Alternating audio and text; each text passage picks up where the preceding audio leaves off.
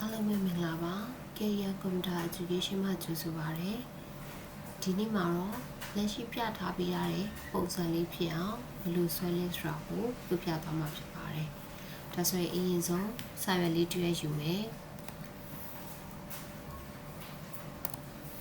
ယူတဲ့အခါမှာစာရွက်ကို unit အဖြစ် inches width ကလည်း3 height ကလည်း3ထားမယ်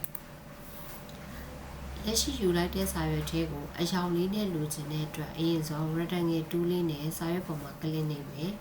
စာရွက်နဲ့တစ်တိုင်းနဲ့အရွယ်အစား3 inches တင်ယူမယ်ယူရရင် selection tool နဲ့ပုံလေးကိုစာရွက်ပေါ်မှာအလဲကျအောင်ရွှေ့လိုက်မယ်ထပ်ထည့်ကြအောင်နော်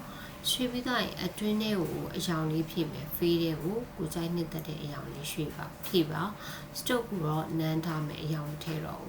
ပြီးရင်ဒီ rectangle ကအလုံးမလုံးဘူးအောက်ခံအနေနဲ့ပဲ lock ချထားခြင်းလို့ object တွေက lock selection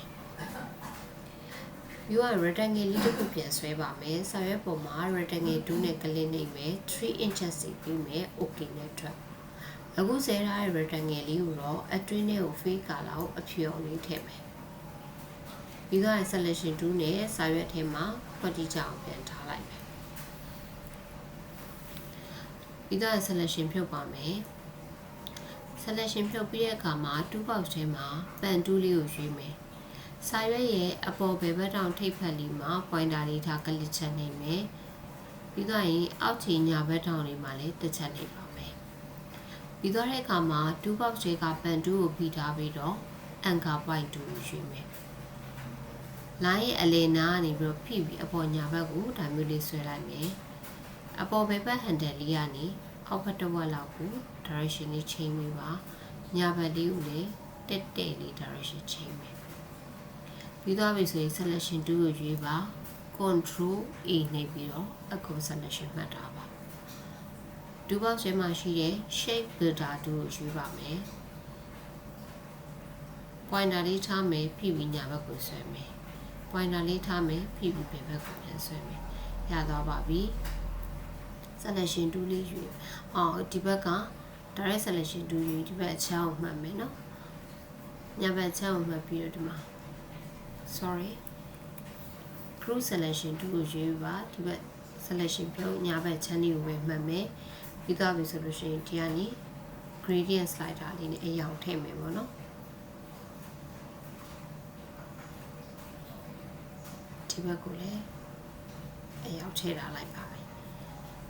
ပြီးတော့ဒီဘက်မှာ direct selection 2ယူတော့အပေါ်ပုံကလစ်နဲ့ပြီးရင်အပေါ်ညာဘက်ထောက် point လေးကိုတေချာကလစ်နှိပ်ပါပြီးတော့မှဒီ handle လေးကနေအတွင်းထဲကို all white လေးဖြစ်အောင်ဆွဲလာမယ်ခုလိုသလားအောက်ဘက်ပုံလည်းအဲ့လိုပဲ point လေးကိုအရင်ကလစ်နှိပ်ပြီးတော့မှတ်မယ် angle ပြီးတော့မှအတွင်းထဲကိုဆွဲပေးပါရပြီပြီးသွားပြီဆိုလို့ရှိရင်တော့ဒီကနေ group selection 2ကြီးညာဘက်ပုံမှတ်ထားမယ်အပေါ်ညာဘက်ပုံမှတ်ပြီးဒီ gradient နဲ့အရောင်ထည့်ပြီးသားကိုဘောက်ကိုအရောင်ပြန်ချိန်ပေးပါဟိုလိုတလောက်ဒီဘက်ပုံလေးကိုလည်းအဲ့လိုပါပဲကလစ်နှိပ်မယ်အောက်ကနေအပေါ်ကိုလူတလောက်လေးပြန်ချိန်ပေးပါရပြီ selection 2ကိုရွေးမယ်နှစ်ပုံလုံးကို control နဲ့ select မှတ်ပုံလေးကိုချုပ်လိုက်ပါမယ်နော်အပေါ်ဘက်နားလေးမှာတထားပေးမယ်ပြီးရင်တော့2 box ရ rotate 2ကိုရွေးမယ်အောက်ခြေဘွားလေးမှာ auto click နဲ့အနှုတ်90 degree ပေးမယ် copy လုပ်မယ်ပြီးရင် control D လေးနှိပ်ပါလိုက်မယ်ရသွားပါပြီပြီးတော့မှအကုန်လုံးကို select မှတ်မယ်ကိုလိုတဲ့ site လေးထားပေးပါမယ်အားလုံးပဲအတူတူလိုက်ဆွဲကြည့်ပါနော်